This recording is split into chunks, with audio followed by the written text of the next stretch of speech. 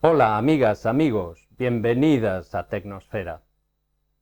En este otoño de 2023 se ha estrenado la película Oppenheimer, que cuenta la historia del físico estadounidense Robert Oppenheimer, a quien muchos han llamado el padre de la bomba atómica.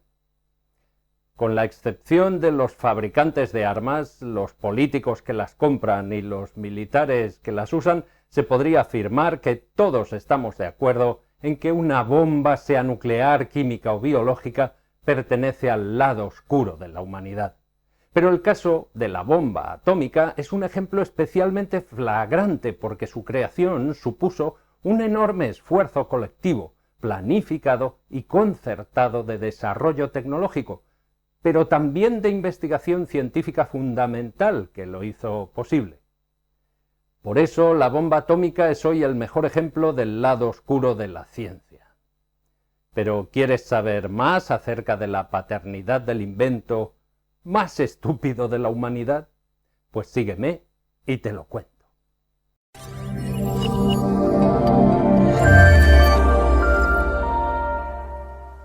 Permíteme que te cuente primero un absurdo cuento de ciencia ficción. Han transcurrido más de 16 millones de vueltas alrededor del Sol desde que los humanos se extinguieron. El planeta azul verdoso está ahora dominado por una raza de cucarachas ultrainteligentes herederas de las que sobrevivieron a la gran extinción radiactiva. Pero hay un problema. Las cucarachas euroasiáticas odian a las cucarachas americanas por haber invadido la Antártida, y las americanas odian a las euroasiáticas porque se quedaron con toda África y parte de Oceanía.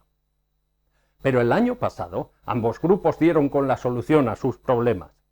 ¿Qué sería? ¿Copular entre ellas y crear una única raza de cucarachas? Nah, eso sería demasiado divertido. Ambos grupos han conseguido sintetizar el diclorodifeniltricloroetano, también conocido como DDT, un insecticida de amplio espectro. Y ahora cada parte tiene almacenado DDT suficiente como para matar 2 veces y media a la otra parte. Se acabaron los problemas. Bien pensado que la especie humana haya desarrollado arsenales nucleares suficientes como para acabar con nuestra forma de vida en la Tierra es tan absurdo y estúpido como una raza de cucarachas fabricando DDT. Pero entonces, ¿por qué lo hacemos? ¿Por qué lo hicimos? ¿Por qué lo hicieron? ¿Por qué algunas de las mentes más brillantes e inteligentes idearon y construyeron el invento más estúpido? Si hubieran sido otros, ¿habrían hecho lo mismo? ¿De quién es la responsabilidad? Lo más sencillo es echarle la culpa al padre de la bomba atómica. Hay quien dice que fue Einstein, pero Oppenheimer tuvo mucho más que ver en su desarrollo.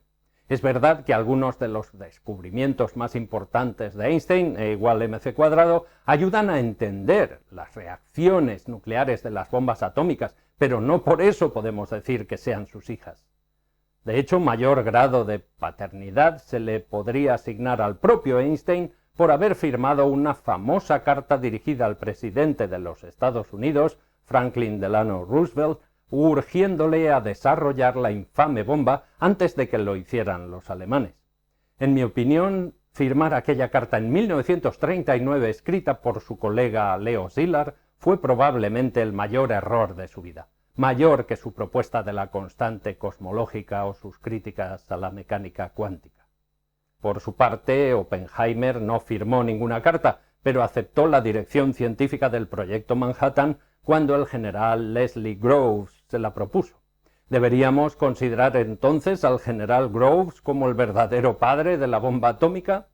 ¿O, por qué no, a Vannevar Bush, director de la Office of Scientific Research and Development, OSRD, creada por Roosevelt el 28 de junio del 41 para coordinar esfuerzos en el camino hacia la bomba? ¿Acaso no debería ser considerado el propio Roosevelt el padre putativo de la criatura? Si echamos un vistazo a la entrada Proyecto Manhattan en la Wikipedia, estos son los nombres que aparecen en la historia de la gestación del conocimiento necesario para concebir la bomba y en la historia de su fabricación. No todos participaron en el proyecto Manhattan, pero todos tuvieron contribuciones significativas, aunque fuese solo en la generación de conocimiento previo necesario. La lista es larga, 122 personas, entre ellas solo 2 mujeres, pero es una lista muy corta comparada con el total de científicos, ingenieros, directivos, políticos, civiles y militares que participaron directamente en el proyecto Manhattan, desde alguno de las decenas de laboratorios participantes.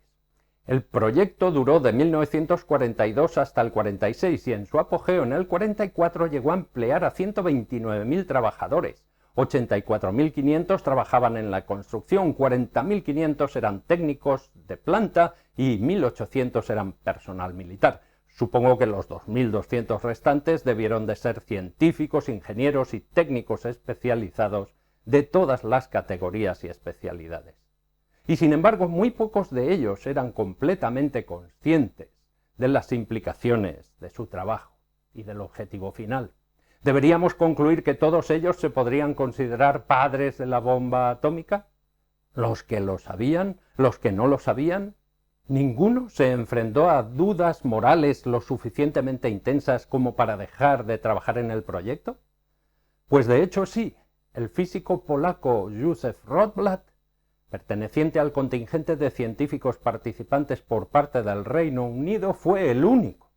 En febrero del 44, Rotblat se unió al laboratorio de Los Álamos como parte de la contribución británica al proyecto Manhattan.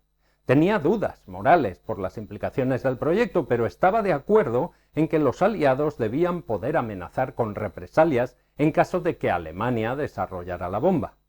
A finales de 1944 ya era evidente, sin embargo, que Alemania había abandonado el desarrollo de su propia bomba en 1942. En consecuencia, Rotblat pidió abandonar el proyecto por motivos de conciencia y regresó a Liverpool. Continuó toda su vida luchando por el desarme nuclear. Muchos de sus colegas del proyecto Manhattan también se volvieron pacifistas, después de comprobar los efectos de su duro trabajo en Hiroshima y Nagasaki. Pero Rotblat fue el único que lo dejó antes de acabar el proyecto.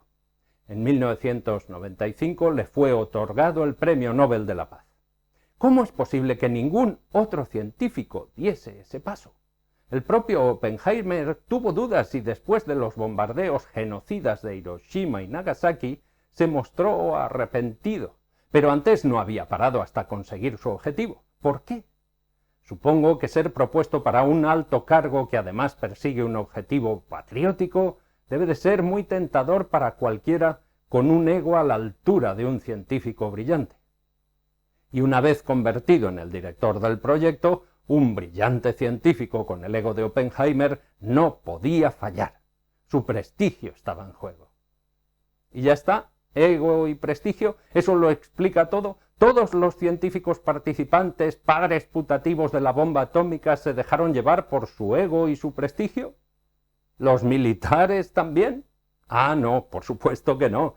Los militares lo hicieron por la obediencia debida, endulzada también por el objetivo patriótico, claro. Y probablemente ninguno sintió remordimientos después de las masacres, simplemente se acordarían de Pearl Harbor. Ego, prestigio y obediencia debida, todo ello al servicio de la seguridad nacional. Suena muy elevado, la verdad, aunque quizá en el fondo más oscuro de la naturaleza humana podríamos encontrar rasgos evolutivos más mezquinos que nos permitieran entender. Podríamos recordar, por ejemplo, el experimento de psicología social de Milgram, llevado a cabo inicialmente en Yale a partir de julio de 1961, 3 meses después de que Adolf Eichmann fuera juzgado y sentenciado a muerte en Jerusalén por crímenes contra la humanidad durante el régimen nazi en Alemania. Milgram ideó estos experimentos para responder a la pregunta: ¿podría ser que Eichmann y su 1.000.000 de cómplices en el Holocausto solo estuvieran siguiendo órdenes? ¿Podríamos considerarlos a todos cómplices? En el experimento de Milgram, que hoy en día probablemente no superaría los criterios éticos para su realización, se somete a un sujeto a tomar decisiones de castigo de un tercero bajo la supervisión de un monitor autoritario, preferiblemente con bata blanca. El sujeto cree estar participando como instructor en un test de aprendizaje y memoria en el que otro voluntario adopta el papel de aprendiz.